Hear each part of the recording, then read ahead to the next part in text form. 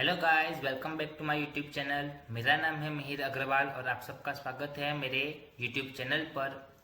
आज हम पढ़ने वाले हैं नर्सिंग रिसर्च और नर्सिंग रिसर्च में आज हम पढ़ेंगे रिसर्च हाइपोथेसिस यानी प्रिडिक्शन एंड अजम्पशन के बारे में। Okay, so let's get started. First, research hypothesis.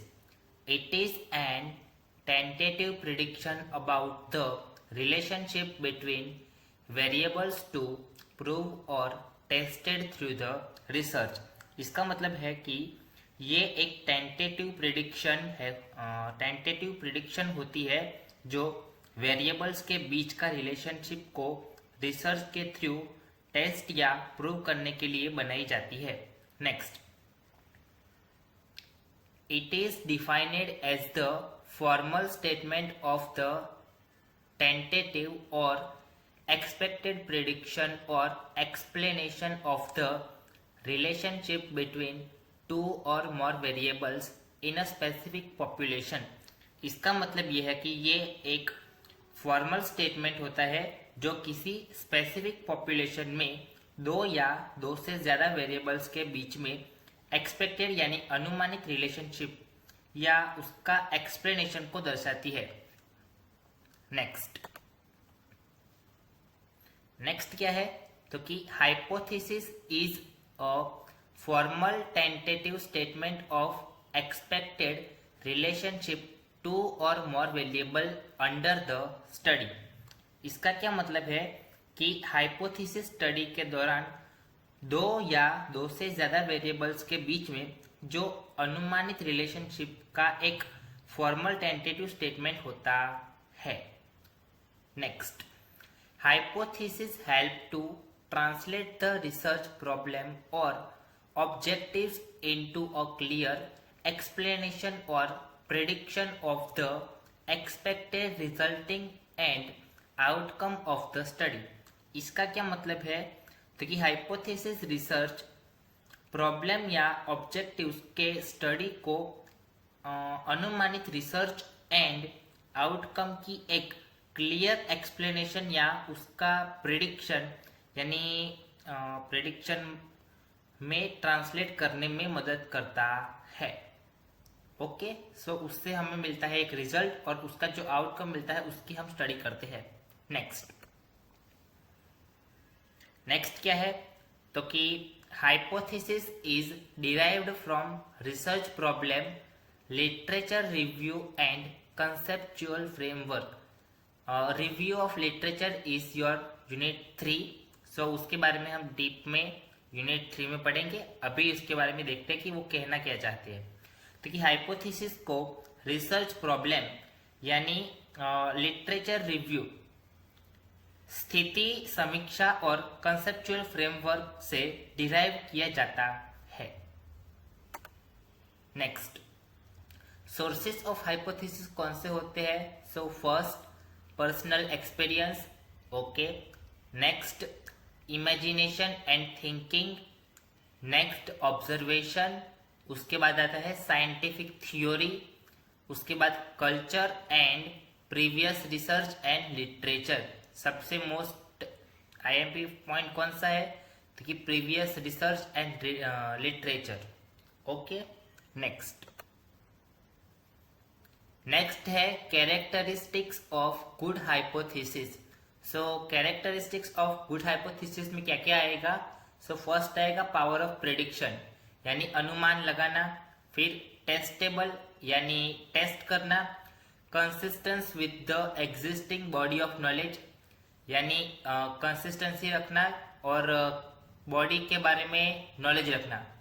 यहाँ ह्यूमन बॉडी भी हो सकती है और आप बॉडी यानी जो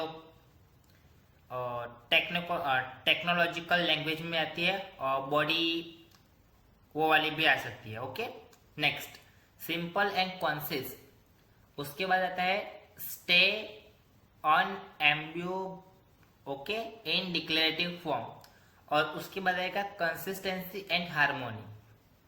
तो ये हो गए कैरेक्टरिस्टिक्स ऑफ गुड हाइपोथेसिस। उसके बाद है रेलेवेंट टू प्रॉब्लम, फिर आता है स्पेसिफिक यानी अलग अलग तरीके से, और उसके बाद लास्ट में आएगा रेलेवेंट टू अवेलेबल टेक्निक्स, यानी जो भी टेक्नोलॉजिकल अवेलेबल है उससे रिसर्च करने की। नेक्स्ट, टाइप्स ऑफ हाइपोथेसिस कौन से होते हैं? सो फर्स्ट आएगा स्टैटिकल हाइपोथेसिस, उसके बाद आएगा non directional and directional hypothesis, उसके बाद सिंपल एंड कॉम्प्लेक्स हाइपोथेसिस, और लास्ट में आएगा associative versus causal hypothesis. Okay, सो मैं ये कहना चाहता हूं कि स्टैटिक्स हाइपोथेसिस में क्या आएगा। सो ये वो हाइपोथेसिस है जिसे स्टैटिकल मेथड के थ्रू टेस्ट किया जाता है, जैसे नल हाइपोथेसिस या ऑल्टरनेटिव हाइपोथेसिस के जरिए। अब इसका एक एग्जांपल हो तो कैसा हो सकता है, तो कि पेशेंट के केयर के बाद ब्लड प्रेशर में कोई सिग्निफिकेंट डिफरेंस नहीं होता। Okay, so next, non directional and directional hypothesis. अब यहाँ पे क्या होगा, तो डायरेक्शनल में क्या आएगा, ये बताता है कि रिलेशनशिप किस डायरेक्शन में होगा, इंक्रीज या डिक्रीज में। तो डायरेक्शन की जो मतलब डायरेक्शनल हाइपोथेसिस है उसका एग्जांपल क्या होगा, रेगुलर वॉकिंग से डायबिटीज पेशेंट का ब्लड शुगर लेवल कम होता है। ओके, नेक्स्ट है नॉन डायरेक्शनल हाइपोथेसिस। अब नॉन डायरेक्शनल हाइपोथेसिस का मतलब क्या होता है, तो कि ये सिर्फ ये बताता है कि वेरिएबल्स के बीच में रिलेशनशिप है पर डायरेक्शन नहीं है। तो ये बताता है कि रेगुलर वॉकिंग का डायबिटीज पेशेंट के ब्लड शुगर पर असर पड़ता है। Okay, next, simple and complex hypothesis. Okay, so simple. अब सिंपल का क्या मतलब होगा है, जब एक इंडिपेंडेंट वेरिएबल और एक डिपेंडेंट वेरिएबल के बीच रिलेशनशिप हो। For an example, hand hygiene practice करने से हॉस्पिटल एक्वायर्ड इन्फेक्शन कम होते हैं। ओके, और कॉम्प्लेक्स हाइपोथेसिस में क्या होगा, तो जब दो या दो से ज्यादा इंडिपेंडेंट या डिपेंडेंट वेरिएबल हो। ओके, जब सिंपल की बात करें तो एक आता है, और कॉम्प्लेक्स की बात करें तो एक या एक से दो। तो उसका एग्जांपल क्या होगा, डाइट और एक्सरसाइज का कॉम्बिनेशन पेशेंट का वेट लॉस और ब्लड प्रेशर दोनों पर असर करता है। Next, associative versus causal hypothesis. अब एसोसिएटिव का मतलब क्या होता है एंड कॉजियल का मतलब क्या होता है, तो जब वेरिएबल के साथ में चेंजेस होते हैं यानी एसोसिएशन होती है, कॉज एंड इफेक्ट नहीं, तो उसको बोलते हैं एसोसिएटिव हाइपोथेसिस। इसका बेस्ट एग्जांपल है हाई स्ट्रेस लेवल और स्लीप डिस्टरबेंस के बीच आपस में कनेक्शन होना। नेक्स्ट है कॉजियल हाइपोथेसिस। ओके, सो इसका मतलब क्या होना चाहिए, मतलब इसको सिंपल वे में कैसे समझाऊं, जब एक वेरिएबल दूसरे वेरिएबल में डायरेक्ट चेंज या कॉज करता है तो उसे बोलते हैं कॉजियल हाइपोथेसिस। ओके, सो इसका एग्जांपल क्या हो सकता है कि पेन मेडिकेशन देने से पेशेंट का पेन स्कोर कम हो जाता है, तो ये होगा कॉजियल हाइपोथेसिस। ओके, नेक्स्ट, यहां पे लिखा है स्टैटिकल हाइपोथेसिस इन डिटेल। तो इसका मतलब क्या होगा, it is a statement made by the researcher that can be tested using statistical method. Statistical एक मेथड है। ओके, सो ये एक ऐसी स्टेटमेंट होती है जो रिसर्चर द्वारा बनाई जाती है और जिसे स्टैटिकल मेथड के थ्रू टेस्ट किया जाता है। ओके, सो स्टैटिकल हाइपोथेसिस के दो प्राइमरी टाइप्स होते हैं। कौन से टाइप्स होते हैं, तो फर्स्ट होगा नल हाइपोथेसिस और सेकेंड आएगा अल्टरनेटिव हाइपोथेसिस। अब नल हाइपोथेसिस का मतलब क्या होता है, तो कि इसके टाइप्स होते हैं जिसका सेफ मेडिकल एग्जांपल है पोस्ट ऑपरेटिव पेशेंट पर म्यूजिक थेरेपी का पेन स्कोर कम करने के लिए कोई सिग्निफिकेंट इफेक्ट होता नहीं है। जबकि अल्टरनेटिव हाइपोथेसिस में क्या होगा कि इसका एग्जाम्पल है पोस्ट ऑपरेटिव पेशेंट पर म्यूजिक थेरेपी का पेन स्कोर कम करने में सिग्निफिकेंट इफेक्ट होता है, यानी नल हाइपोथेसिस में इफेक्ट नहीं होता जबकि अल्टरनेटिव हाइपोथेसिस में इफेक्ट होता है।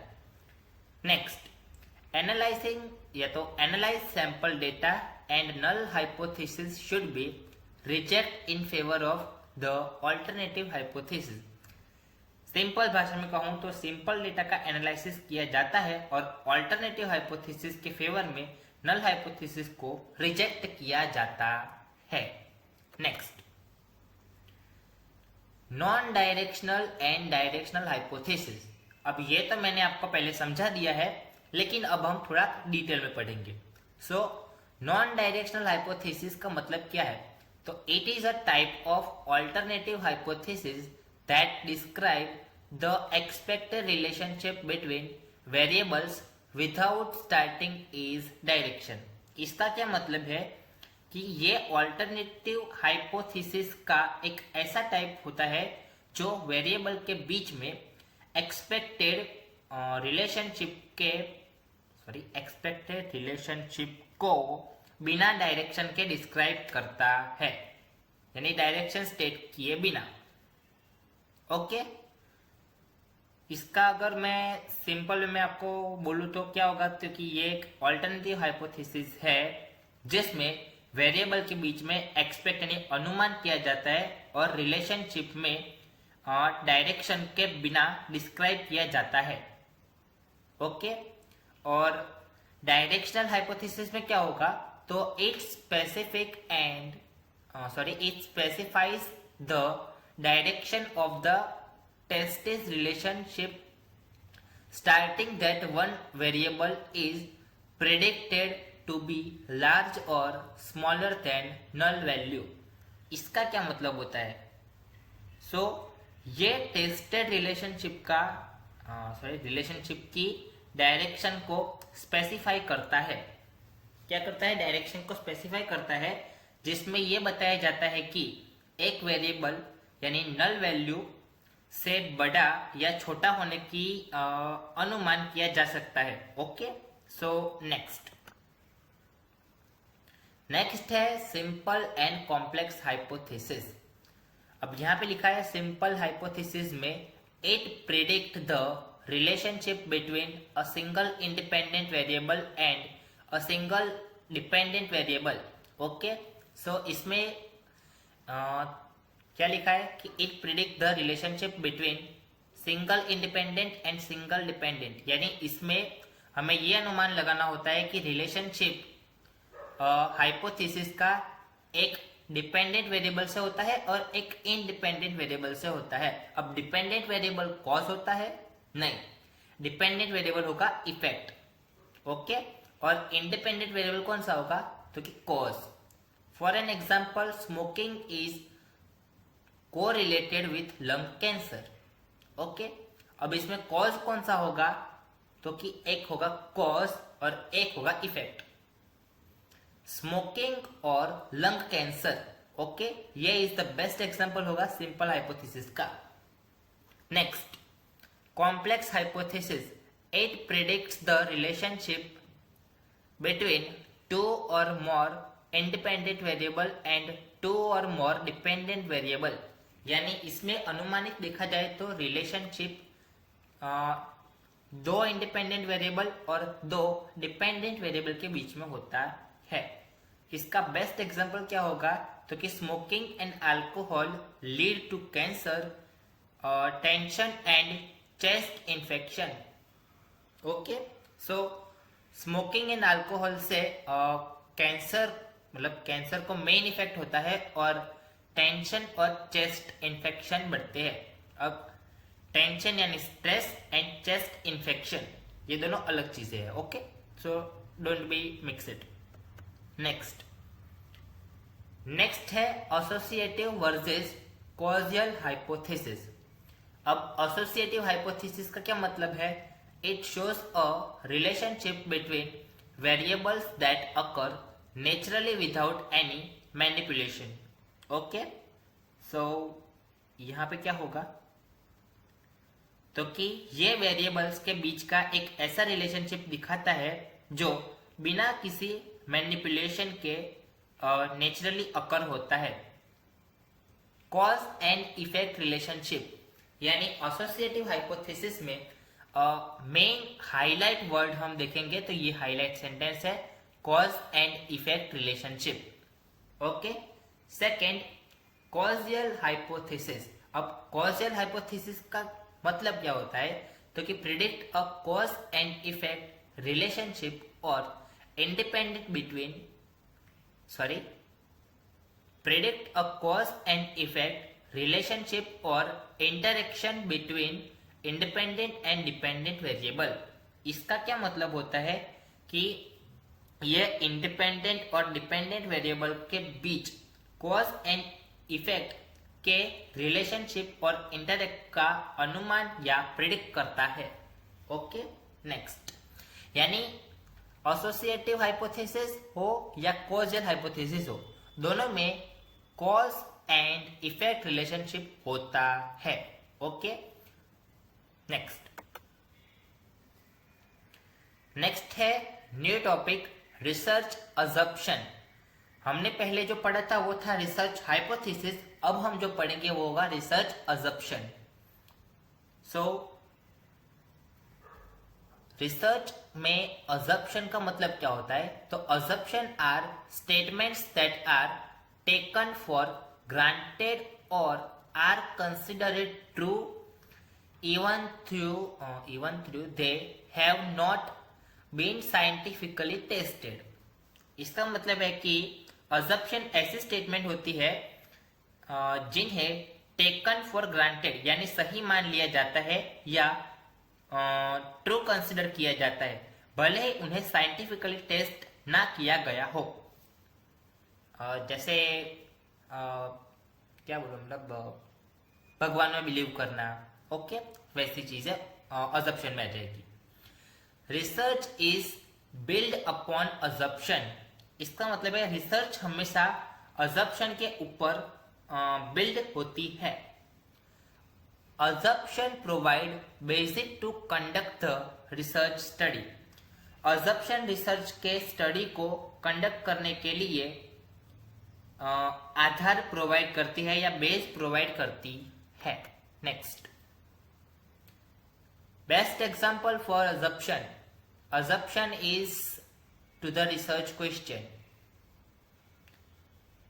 Okay, and next, tested assumption through research study expand professional body language। इसका मतलब है कि जब हम रिसर्च की स्टडी के थ्रू assumption को टेस्ट किया जाता है तो प्रोफेशनल बॉडी लैंग्वेज या बॉडी नॉलेज एक्सपांड और डेवलप होती है।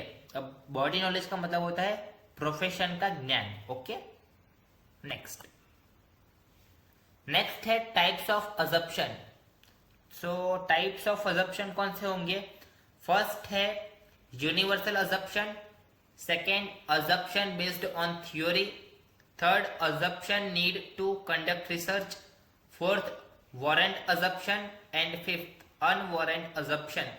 अब इसको डिटेल में हम नेक्स्ट लेक्चर में देखेंगे यानी नेक्स्ट थर्सडे, लेकिन तब तक मैं आपको एक क्विक रिकॉल दे देता हूं कि अजम्पशन के इन टाइप्स में होता क्या है। ओके, सो यूनिवर्सल अजम्पशन का मतलब क्या होता है?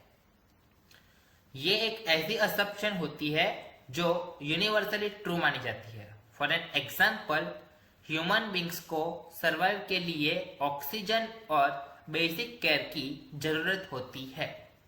Second, assumption based on theory. Okay, तो ये किसी एस्टैब्लिश्ड नर्सिंग या साइंटिफिक थ्योरी पर आधारित होती है। इसका एग्जांपल मैं ढूंढ के आपको नेक्स्ट लेक्चर में बता दूंगा। Third, assumption needed to conduct research. So इसका मतलब है कि ये वो अजम्पशन है जो रिसर्च प्रोसेस को आगे बढ़ाने के लिए कंडक्ट करने के लिए जरूरी होता है। इसका एग्जांपल है रिसर्च पार्टिसिपेंट्स ने क्वेश्चनरीज के आंसर ऑनेस्ट और एक्यूरेट दिए हैं। Okay, next, warrant assumption. Warrant assumption का मतलब क्या होता है? ये ऐसी अजम्पशन होती है जिनके पीछे लॉजिकल एविडेंस या पास्ट एक्सपीरियंस का सपोर्ट होता है। अब इसका एग्जाम्पल क्या होगा, तो कि हैंड वॉशिंग से नोजोक्रोमियल इन्फेक्शन कम होते हैं, यह पास्ट क्लिनिकल डेटा से वारंटेड है। And last was unwarranted assumption. So unwarranted assumption ये एक ऐसी अजम्पशन होती है जिनके पास कोई सॉलिड एविडेंस या जस्टिफिकेशन नहीं होता, बस इसे सिर्फ मान लिया जाता है। अगर इसका हम एग्जांपल देखा जाए तो शेयर एल्डरली पेशेंट टेक्नोलॉजी को यूज करने में कंप्लीटली अनेबल होते हैं। ओके, सो ये था सिर्फ और सिर्फ क्विक रिकॉल। इसका डिटेल वर्जन हम देखेंगे नेक्स्ट लेक्चर में। सो अभी एक बार हम देख लेते हैं कि हमने आज क्या पढ़ा, और अगर एग्जाम में क्वेश्चन आता है तो हम उसको कैसे अटेम्प्ट करें।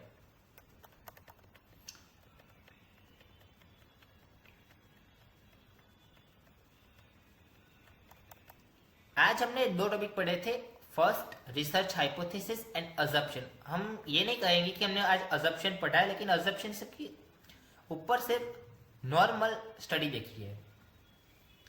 सॉरी, आज मेरा थोड़ा तबीयत वीक है, इसलिए आवाज़ में थोड़ी दिक्कत हो रही होगी। ओके, सो थोड़े दिनों के लिए मैनेज कर लीजिएगा। ओके, नेक्स्ट रिसर्च हाइपोथेसिस आज हमने देखा। सो रिसर्च हाइपोथेसिस में आज हमने ये 2 पॉइंट देखे हैं। फिर उसके बाद हमने देखा ये 2 पॉइंट, मतलब आपको इन दोनों में से सिर्फ और सिर्फ 3 पॉइंट ऊपर लिखने हैं।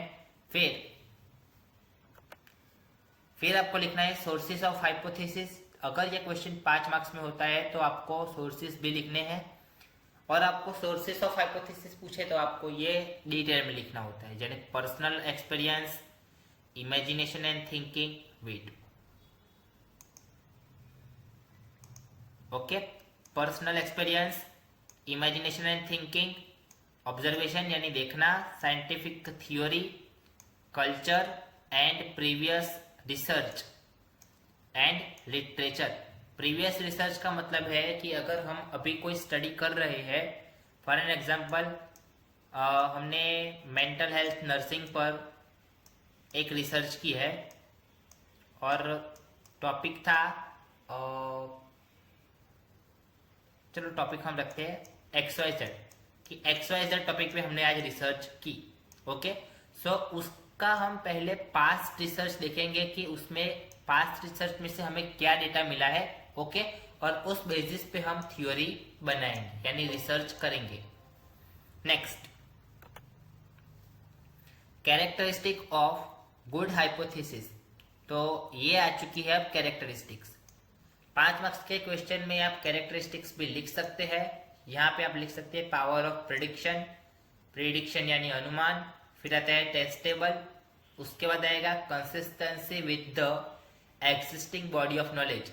ये वर्ड बिल्कुल ही IMP है, बॉडी ऑफ नॉलेज और कंसिस्टेंस, इसे याद रख लीजिएगा। फिर आएगा सिंपल एंड कॉन्सिस, फिर कंसिस्टेंसी एंड हार्मोनी। आपको ये पॉइंट याद न रहे तो कोई इतनी चिंता की बात नहीं है, लेकिन याद रहे तो अच्छा है, ना रहे तो कोई बात नहीं। Next, relevant to problem, specific और relevant to available techniques. Okay, so आपके लिए जो मतलब मैंने यूनिट 3 की एक PPT बनाई है, उसका नाम है रिव्यू ऑफ लिटरेचर, जो कि आपका रिसर्च का चैप्टर नंबर 3 है। ओके, सो उसकी PPT में आपको नेक्स्ट यानी जब भी ये चैप्टर स्टार्ट होगा, मैं आपको उस PPT प्रोवाइड कर दूंगा और एक वीडियो बना के बता दूंगा कि हाँ उसमें ये होता है, ये होता है। ओके, सो तब तक के लिए आप सिर्फ इस पॉइंट को याद रखें कि रिव्यू ऑफ लिटरेचर एक रिसर्च का मेजर मोस्ट इंपॉर्टेंट पार्ट होता है। नेक्स्ट, अगर आपको सिर्फ और सिर्फ हाइपोथेसिस पूछे तो आप उतना लिख सकते हैं, लेकिन अगर टाइप्स ऑफ हाइपोथेसिस पूछे तो आपको सिर्फ हाइपोथेसिस की डेफिनेशन लिखनी है, फिर ये 4 टाइप्स लिखने होते हैं और इन 4 टाइप्स को डिस्क्राइब करना होता है। कैसे? ऐसे स्टैटिकल हाइपोथेसिस, उसमें आपका मेन वर्ड क्या याद रखने का है? Statistical method, two primary types of statistics method, उसमें सबसे पहले null hypothesis and alternative hypothesis, ये सबसे मेन है। नेक्स्ट सेकेंड पॉइंट है non directional and directional hypothesis. अब नॉन डायरेक्शनल हाइपोथेसिस की बात करें तो इसमें क्या आएगा, ऑल्टरनेटिव हाइपोथेसिस आएगा और एक्सपेक्टेड रिलेशनशिप आएगा। सो एक्सपेक्टेड रिलेशनशिप बिटवीन कौन से वेरिएबल्स के साथ, विदाउट डायरेक्शन, यानी डायरेक्शन के बिना। ओके, डायरेक्शन के बिना रिलेशनशिप होगा किसका, वेरिएबल का। अब डायरेक्शनल की बात करें तो यहाँ पे तो लिखा ही है डायरेक्शन, लेकिन इसमें डायरेक्शन होता ही होता है।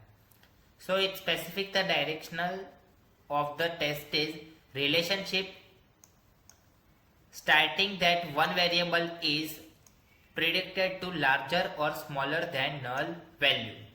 Okay, next है simple and complex hypothesis। अब simple and complex hypothesis में simple hypothesis का मतलब क्या होगा, तो predict and relationship between single independent variable यानी cause and single dependent variable यानी effect। अब उसका एग्जाम्पल क्या होगा, तो कि smoking is correlated with lung cancer. Okay, यानी सिंपल हाइपोथेसिस में कॉज भी आएगा, इफेक्ट भी आएगा, और इन दोनों के बीच का हम रिलेशनशिप देखेंगे। अब बात करें कॉम्प्लेक्स हाइपोथेसिस की, तो इसमें it predict the relationship between two और मोर इंडिपेंडेंट वेरिएबल और टू और मोर डिपेंडेंट वेरिएबल। यानी सेम सिंपल जैसा ही है, लेकिन कॉम्प्लेक्स में दो से ज्यादा इंडिपेंडेंट वेरिएबल होंगे और दो से ज्यादा डिपेंडेंट वेरिएबल प्रिडिक्ट किए जाएंगे। जैसे हमने यहाँ पे देखा स्मोक एंड अल्कोहल, ये एक नहीं एक से ज्यादा हो गए। सिंपल में हमने खाली सिर्फ एक ही देखा था स्मोकिंग, जबकि हमने कॉम्प्लेक्स में स्मोकिंग के साथ साथ अल्कोहल को भी ऐड किया है। यानी हमारे पास दो कॉज है, दो इंडिपेंडेंट वेरिएबल है, और दो इंडिपेंडेंट वेरिएबल हो तो डिपेंडेंट वेरिएबल भी होंगे। इफेक्ट, तो इफेक्ट कौन सी होगी, lead to cancer and chest infection. किसमें, कॉम्प्लेक्स इन्फेक्शन में, सॉरी कॉम्प्लेक्स हाइपोथेसिस में। ओके, अब सिंपल हाइपोथेसिस में स्मोकिंग से क्या होगा, तो लंग कैंसर होगा। यानी स्मोकिंग हुआ हमारा इंडिपेंडेंट वेरिएबल और लंग कैंसर हुआ हमारा डिपेंडेंट वेरिएबल, क्योंकि लंग यानी लंग्स के ऊपर इफेक्ट हुआ किसके जरिए, स्मोकिंग से। नेक्स्ट है एसोसिएटिव वर्सेस कॉजुअल हाइपोथेसिस। अब एसोसिएटिव हाइपोथेसिस का मतलब क्या होता है कि relationship between variable that occur naturally without any manipulation. अब आपको ये पूरा याद रखने की जरूरत नहीं है, आपको ये पॉइंट ही याद रखना है, कॉज एंड इफेक्ट रिलेशनशिप। मैंने लिखा है इसलिए है कि आपको याद रहे। अब कॉजियल हाइपोथेसिस में क्या होगा, predict a cause and effect relationship interaction between independent and dependent variable. यानी कॉज एंड इफेक्ट के रिलेशनशिप को हम इंटरेक्ट के जरिए यह प्रिडिक्ट कर सकते हैं कि उसमें डिपेंडेंट और इंडिपेंडेंट वेरिएबल्स है। नेक्स्ट, सो हाइपोथेसिस के बारे में तो मैंने आपको बता दिया। अब अजम्पशन की बात करें तो आप सिर्फ अजम्पशन में अभी के लिए इतना याद रखें कि अजम्पशन की ये डेफिनेशन है, और डेफिनेशन के बाद सिर्फ और सिर्फ ये साइंटिफिक बेस्ड नहीं होता है, सिर्फ हम इसको सच मान लेते हैं। यानी अजम्पशन का सिंपल मतलब ये होता है कि जो चीज साइंटिफिकली टेस्ट करके अगर प्रूफ होती है या नहीं होती है, लेकिन हम उसको सच मान लेते हैं। ओके, नेक्स्ट, ये अजम्पशन का एक एग्जांपल है। आप लिख सकते हैं ऐसे अजम्पशन, फिर ऐसे एरो कर देना और फिर लिख सकते हैं रिसर्च क्वेश्चन। ओके, नेक्स्ट, ये है टाइप्स ऑफ अजम्पशन।